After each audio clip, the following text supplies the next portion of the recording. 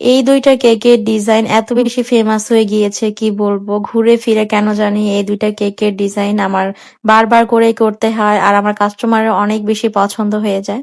এটা ছিল ১ পাউন্ডের একটা ভ্যানিলা কেক। তো আমার পেজের একটা কেক ছিল। তো ওইটা একটু পিঙ্ক কালারের ছিল কিন্তু সেদিন আমি অন্য একটা পিঙ্ক শেডের করে দিয়েছিলাম। তো ভুলে আমি একটু কালারটা বেশি করে মিক্স করাতে ওই কালারটা চলে এসেছে। তো কোনো ব্যাপার না, সেম টু সেমই আমি করে দিয়েছি। এই গানাশালা কেক গুলো করতে এই কেকের ডেকোরেশনটা আমি আমার মতো করে করেছিলাম যখন আমি ফার্স্ট এই কেকের ডেকোরেশনটা পেজে আপলোড করি। তো গানাশ থেকে যায় হোয়াইট চকলেট গানাশ, তখন ওই ডেকোরেশনটা করি। করার পরে কতবার যে এই কেকটা করেছি কিন্তু কোনোটা একদম সেম টু সেম হয় না। আমার করা কেক আমি দ্বিতীয়বার করতে গেলেও কেন জানি সেম টু সেম করতে পারি না। এটা যে কেন আমি পারি না তো আদৌ জানি না। তো দেখতেই পাচ্ছেন হোয়াইট চকলেট গানাশ আমি একদম উপরে দিয়ে নিয়েছি। দেওয়ার পরে আমি ড্রিপিং দিয়ে দিব হোয়াইট চকলেট গানাশটা। হোয়াইট চকলেট গানাশ আমার সবসময়ই ভয় লাগে কেন জানি করতে। তো আজকে যেহেতু আমি ২ টা কেক ডেকোরেশনের ভিডিও আপনাদের সাথে শেয়ার করছি আর ২ টার মধ্যেই থাকছে হোয়াইট চকলেট গানাশের কেক।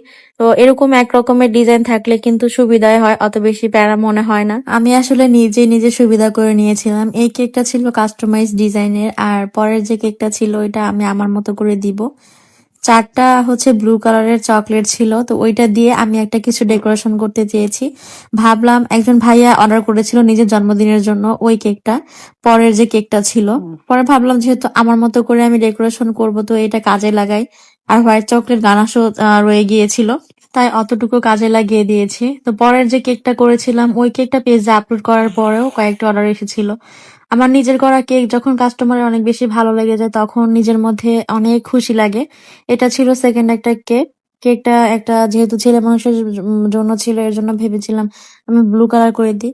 আর আমি আমার শুধু মন চায় যে না, মেয়ে মানুষের কেক পিঙ্ক কালার হবে আর ছেলে মানুষের কেক ব্লু কালারের মধ্যে করতে হবে। ফার্স্ট কেকটার থেকে এই কেকটা অনেক বেশি সুন্দর হয়েছিল। কেকটা আমার কাছে পার্সোনালি অনেক বেশি পছন্দ হয়েছিল। আর অনেকেই আমাকে বলেন যে আপু আপনি কেকটা কাটিং করে হচ্ছে লেয়ারে যখন ক্রিম দিয়ে ক্রাম কোটিং করেন তখন আসলে কেন ভিডিও দেন না? অনেক বেশি ঝামেলা হয়ে যায়, ভিডিওটা বড় হয়ে যায়। এর জন্য জাস্ট আমি ডেকোরেশন করার ভিডিওটুকু আপনাদের সাথে শেয়ার করে থাকি।